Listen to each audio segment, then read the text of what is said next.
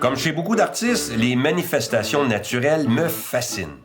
Moi, ce qui m'inspire, ce sont les cours d'eau. Mes œuvres offrent à ce précieux liquide des parcours dans des matières qu'on voit destinées plutôt au dépotoir ou au réemploi. Je les appelle mes torrents en tourelle. De ce choix de travail environnemental, je m'associe au courant recyclage. Je fus l'invité d'un festival en France pour y créer une de mes fontaines et ce film se concentre sur les grandes lignes de cette installation. L'aventure des fontaines a commencé dans une école. Comment animer des ateliers avec des berlingots recyclés? On en fait des jeux d'eau. De là, toute substance pouvait servir. Les palettes de transport de marchandises, par exemple, sont trop souvent jetées. Pourtant, le beau bois dur qui les compose se prête très bien à des assemblages qui recréent des cascades inattendues. De même pour le métal ou les plastiques. Il est toujours fascinant de suivre les canaux tumultueux, les passages resserrés, les méandres synthétiques, les cascadelles sonores et les bouillonnements étagés. Réemploi avec modification, des saladiers et des vases découpés, assemblés pour créer vasques et gouttières deviennent fontaines extérieures pour agrémenter un jardin urbain ou encore une œuvre en galets. Le verre est toujours une combinaison intéressante avec l'eau qui coule. Pour leur transparence à tous deux, certainement, mais aussi par ce que le verre révèle. Mon travail pose immanquablement un regard social, critique, politique, environnemental, écologique. Il pousse à prendre conscience des hydrocarbures, pesticides, microplastiques, radionucléides qui souillent l'eau. On produit et on recrache sans se soucier du cumul. Ce qui intoxique la vie laisse ses traces. Mes fontaines aussi poussent à toutes sortes de prises de conscience.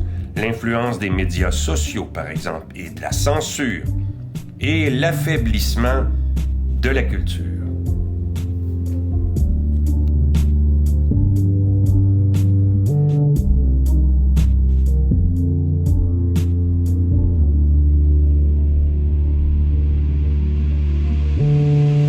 Parlant polluant, tiens, ce parcours liquide imparfait, ayant pour départ deux gros yeux de téléviseur qui vomissent de l'eau, qui tombent dans un baril d'hydrocarbures et qui cascadent dans un assemblage inquiétant avec des fuites et des dispersions bien involontaires, comme il y en a dans les pipelines qui ne manquent jamais de crever. Cette œuvre s'oppose à la construction de pipelines, justement, les artères qui deviennent un jour ou l'autre un risque fou pour l'environnement. Notre monde dopé à l'huile regarde la télé et somnole. Je recueille toujours tous mes matériaux dans les rues de Montréal. On dit bien que les gens ont tendance à jeter leurs choux gras. Impliqué depuis plusieurs années dans des événements tenus au Québec, j'ai contribué à définir les normes et standards pour le recyclage.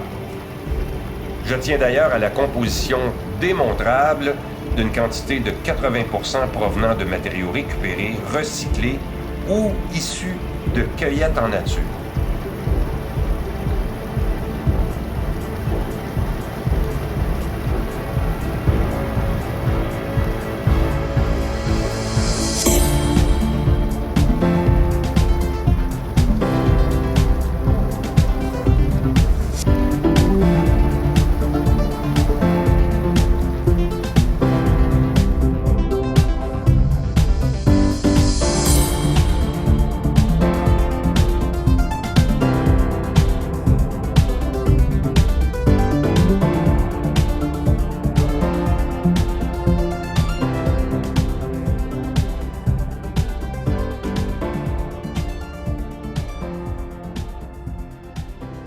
Sommes-nous conscients que c'est à grande échelle que tous ces emballages adaptés en styromousse se perdent dans la nature?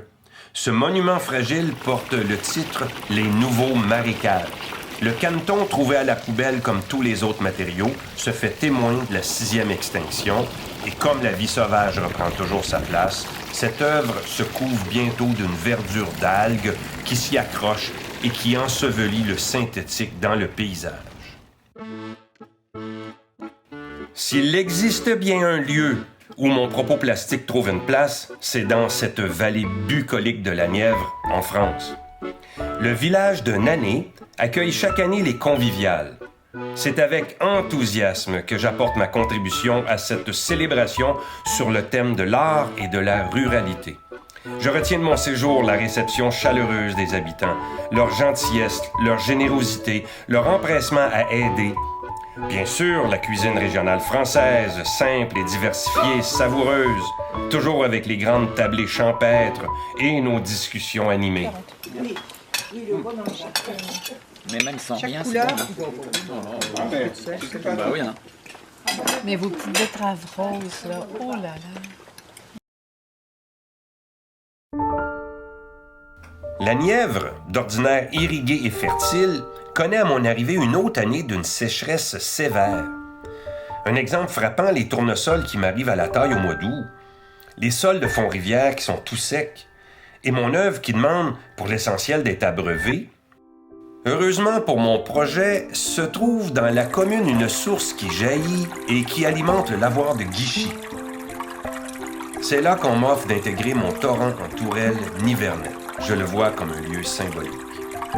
On me souligne bien que le mince filet d'eau n'est pas le débit habituel de la source.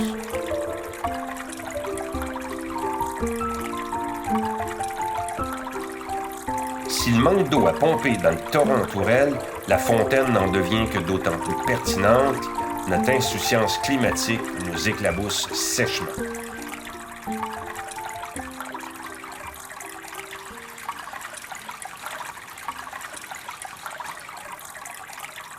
Alors que d'ordinaire, c'est une pompe électrique qui fait remonter l'eau dans la tourelle, j'ai proposé pour Nané un projet assez vague de recréer une vis d'Archimède.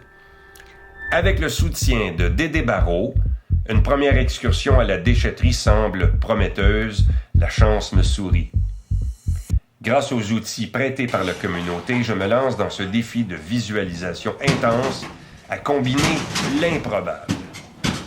Voici les 2 semaines de travail compressées dans quelques séquences. Peut-être une chaudière, un seau, quelque chose.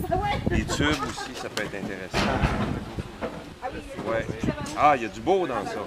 C'est un coffre au trésor, ça. Je travaillerai avec des objets à trouver. Au départ, je ne sais absolument rien de ce que je pourrais dénicher. Je devrais jongler avec la pêche. Une grande part d'inconnu prévaut toujours à la création d'un torrent en tourelle. L'apparence de l'œuvre sera tributaire des matériaux recueillis au hasard des plongeons dans les conteneurs. Mon recyclage tient de l'improvisation, de la performance, de la recherche et de la convivialité. Fidèle à mes contraintes habituelles du recyclage qui requiert l'utilisation de 80% de matières récupérées, je propose une construction qui sera élaborée de concert avec les habitants, tant pour la cueillette des composants que pour l'assemblage de l'œuvre elle-même.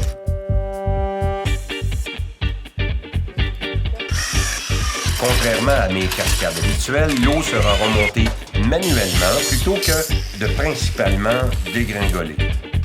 Un tube flexible, monté en spirale sur un axe incliné et actionné avec un vélo trouvé, c'est la force musculaire participative qui permet d'élever les gorgées d'eau jusqu'au faîte de la fontaine. Ainsi, le torrent en tourelle de Nané sera une célébration de la longue tradition de l'usage de l'eau et de son pouvoir hydraulique. Fontaines publiques, lavoirs, digues et moulins, agriculture, pêche, baignade, transport. Nombreux sont les aspects de la tradition qui ont l'eau pour objet central. En aparté, la préoccupation environnementale, de la salubrité de l'eau, de sa disponibilité, de son apport essentiel à la vie, ça aussi c'est au rendez-vous de la réflexion que veut susciter l'œuvre.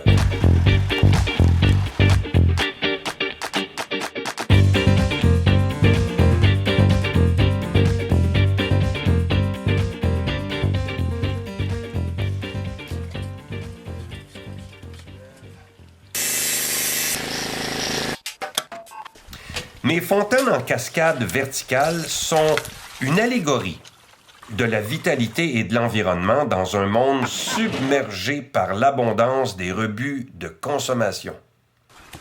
Le parcours tortueux que je leur dessine dans des matières récupérées font de l'eau, élément de vie par excellence, une messagère des espoirs d'un futur viable. Stylistiquement parlant, je relie mon travail avec le déconstructivisme, par son rejet du formalisme et l'acceptation féconde d'un aléatoire préalable, formule pour l'inopiné et le probable graduel.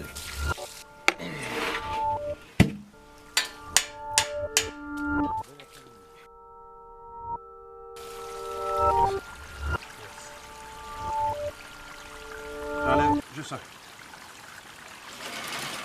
Ouais.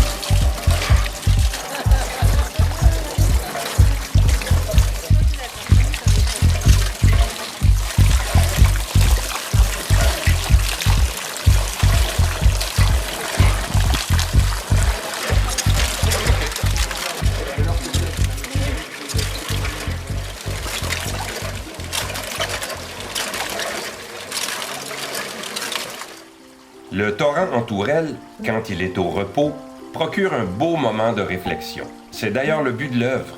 Oui, on y voit le ciel, mais voyons-y surtout la vie. Une vie de confort que notre technologie avancée pourrait facilement offrir à chaque être. Une ère post-consumériste pour laquelle l'art peut se faire chantre, comme ici. Canicule, sécheresse, trombe d'eau, vent fou, notre climat désormais déréglé a besoin d'actions radicales, quoique plutôt délicates. 350 millions d'années depuis le Carbonifère, tout le carbone qui avait été soustrait du monde et stocké profond est relâché, il est même brûlé ou plastifié.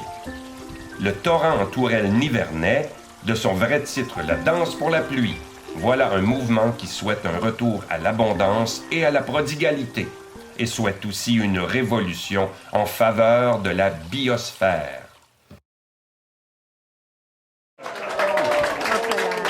Bienvenue pour l'inauguration de cette œuvre. Quand vous viendrez pour jouer avec la fontaine, il faut y aller délicatement. Notre climat a besoin d'une action délicate, donc il ne faut pas y aller trop brutalement, parce qu'on va tout casser. On met en action.